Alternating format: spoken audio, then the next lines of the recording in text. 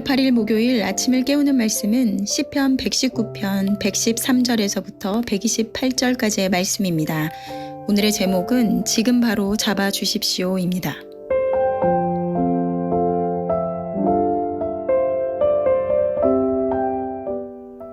오늘 말씀은 두 마음을 품고 있는 행악자들이 떠나가기를 바라며 주님의 말씀으로 자신을 붙들어 달라고 간청하고 있습니다.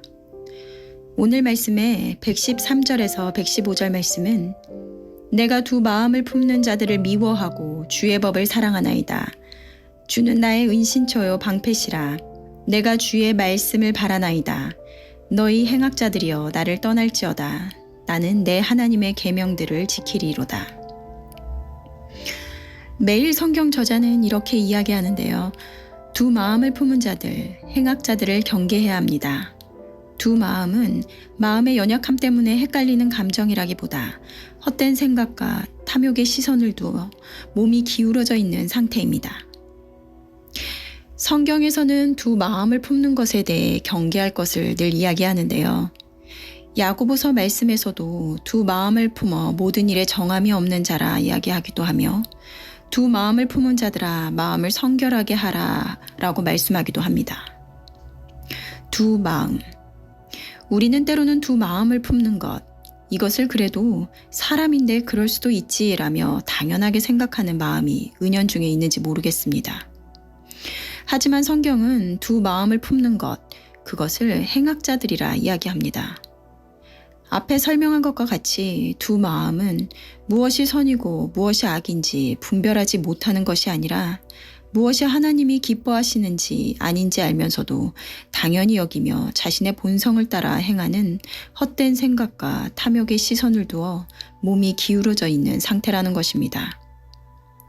우리가 시편 기자처럼 주의 말씀이 우리의 제일 중요한 가치이며 주의 법을 따르기를 기뻐합니다 라고 고백하지만 현실에서의 삶은 날마다 말씀과 현실 앞에서 선택의 기로에서 치열한 싸움의 연속인 것입니다. 무엇이 옳은 것인지 무엇이 주님이 기뻐하시는 것인지 알지 못하여 우리가 잘못된 길로 나아가는 것보다 무엇인지 알지만 선뜻 내 마음이 말씀을 따르기보다 내 욕망의 소리에 귀를 기울이며 선택하는 것은 아닌지 모르겠습니다.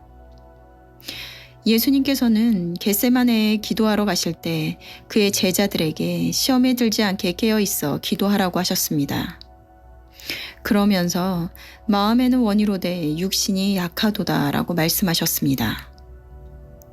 우리는 늘 주님을 염두하며 살아갑니다. 하지만 우리 안에 주님을 갈망함과 동시에 육신의 연약함, 나약함과 죄된 본성이 여전히 함께 공존하고 있음을 깨달아야 하는 것입니다. 예수님 또한 제자들 안에 이와 같은 두 본성이 함께하기에 그들을 위해 기도하시고 늘 깨어있으라 말씀하신 것입니다.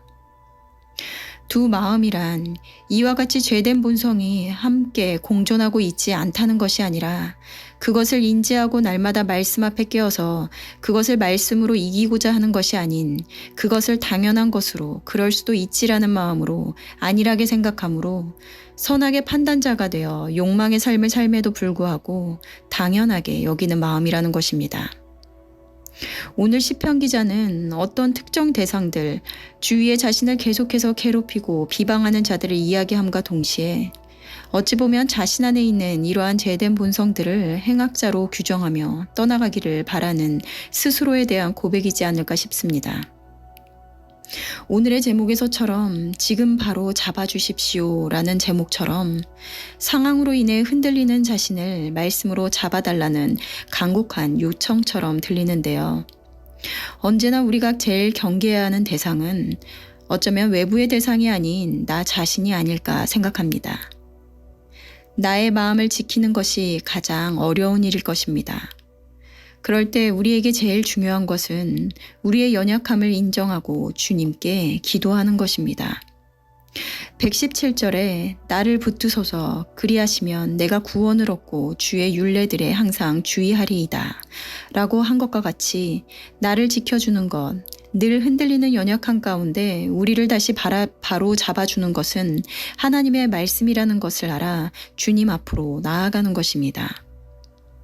우리 안에는 스스로 구원을 이루어낼 만한 능력이 없습니다. 죄의 본성을 이기고 살아가기엔 우리는 너무나 연약합니다. 하지만 그 구원과 능력이 나에게 속한 것이 아니라 오직 주님에게 있다는 것을 알기에 평안함으로 오늘도 나아가며 말씀을 붙잡는 것입니다. 질문인데요.